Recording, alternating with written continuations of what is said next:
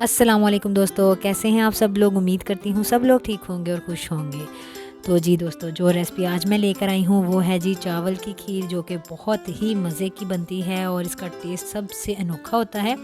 ये ठंडा करके भी खाएं तो बहुत मज़े की लगती है और अगर गरम गरम भी खाएं तो तब भी बहुत मज़े की लगती है। तो जैसा आजकल मौसम है वैसे ही ठंडा मीठा खाने को दिल करता है शाम के टाइम में।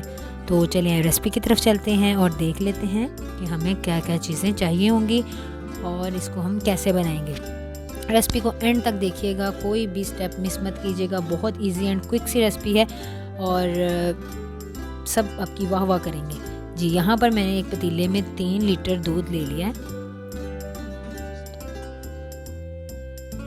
और जो राइस है उनको मैंने पहले से ही भिगो के रख लिया था। आप लोग भी, मैं मेजरमेंट बता दूंगी आगे, 3 लीटर दूध के हिसाब से, तो आप लोग भी पहले ही उसको भिगो के 2-3 घंटों के लिए रख दीजिएगा।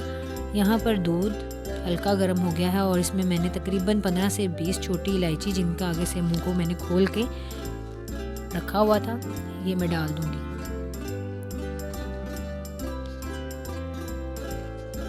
अब दूध को हम बॉईल करेंगे। चैनल को अभी तक सब्सक्राइब नहीं किया तो सब्सक्राइब कर दें, बेल नोटिफिकेशन पे क्लिक कर दें। रेसिपी पसंद आए तो लाइक कमेंट और शेयर कर दें। और जिन लोगों ने मुझे सब्सक्राइब किया हुआ है, मेरी वीडियो को शेयर किया है, लाइक किया है, कमेंट किया है, उन सब लोगों का बहुत बहुत शुक्रिया। जी दोस्तों, अब मैं इसको ढाँप दूँगी ताकि इसको दूध को उबाल आ जाए।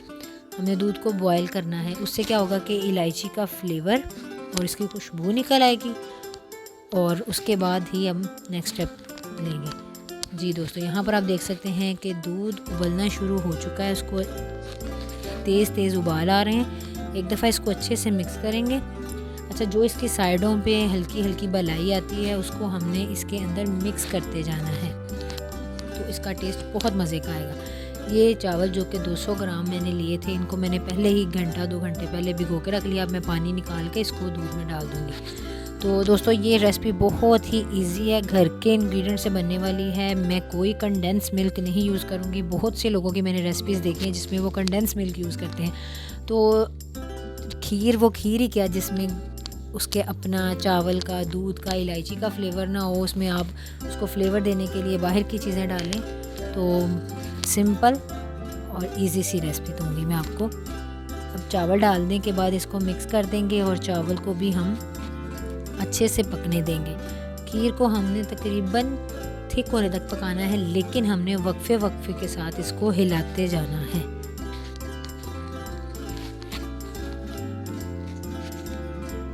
अब मैं इसके ऊपर ढक्कन दे दूंगी। अच्छा, ढक्कन को हमने फुल नहीं कवर करना वरना ये उबल के बाहर को गिर जाएगी। इस तरह थोड़ा सा तिरछा रखना है ताकि वो खीर जो है पकती रहे, उबल के बाहर को नहीं है। और इसी तरह वक्फे वक्फे से हिलाते जाना है।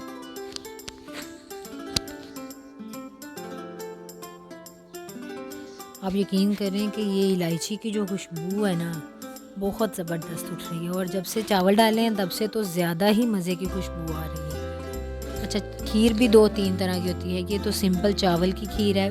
अगर इसमें हम गाजरें कश करके डाल दें, ग्रेटेड करके डाल दें, तो वो गाजर की खीर बन जाती है। मतलब कि खीर बहुत मुख्तलिफ़ किस्म की लोग बनाते हैं।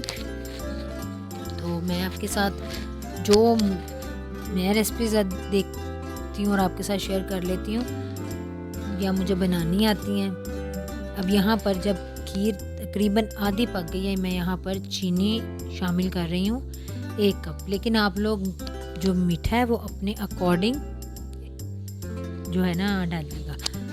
इसको चीनी डालने के बाद हमने मुसलसल हिलाते जाना है, क्योंकि चीनी डालने के बाद इसके नीचे लगने का डर होता है। तो पहले तो इजीली पकती रही, इसको हमने अब हिलाते जाना है। ये देखें, चावल का दाना बड़, जैसे वो कहते हैं ना, बड़ा हो गया है, खिल गया है। लेकिन अब हमने इसको मिक्स करना है हिला हिला के, ताकि वो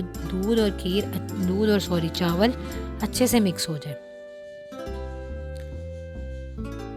और अगर इसको पकने के लिए रखना हो तो हल्की आंच पे, मतलब कि मीडियम टू लो फ्लेम पे रख के पकने के लिए रखना है और इसको मिक्स करते जाना है।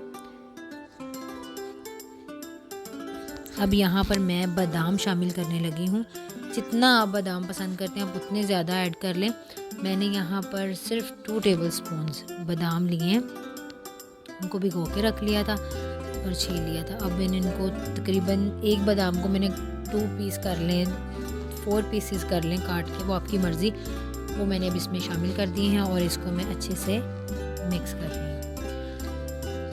मैं अब आपको इसको बॉल में निकाल के दिखाती हूँ कि ये बहुत अभी चावल का दाना नज़र आ रहा है। इसे इस तरह नज़र नहीं आना चाहिए, ये इसमें मिक्स हुआ होना चाहिए।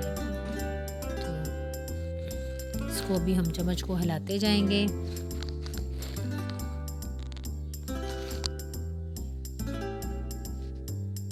ये देखिए जी, पक पक के खीर तकरीबन आधी रह चुकी है और थिक भी होना शुरू हो गई है, बस थोड़ी सी मिक्सिंग बाकी है।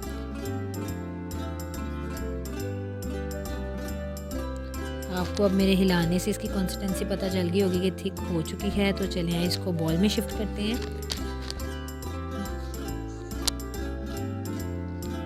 छोटे छोटे बॉल बच्चों के लिए और बड़ा बॉल हम सब बड़ों के लिए। बच्चों को भी खीर बहुत पसंद होती है क्योंकि बच्चे तो मीठे के शौकीन होते हैं। तो मैं अब इसको गार्निश करूँगी।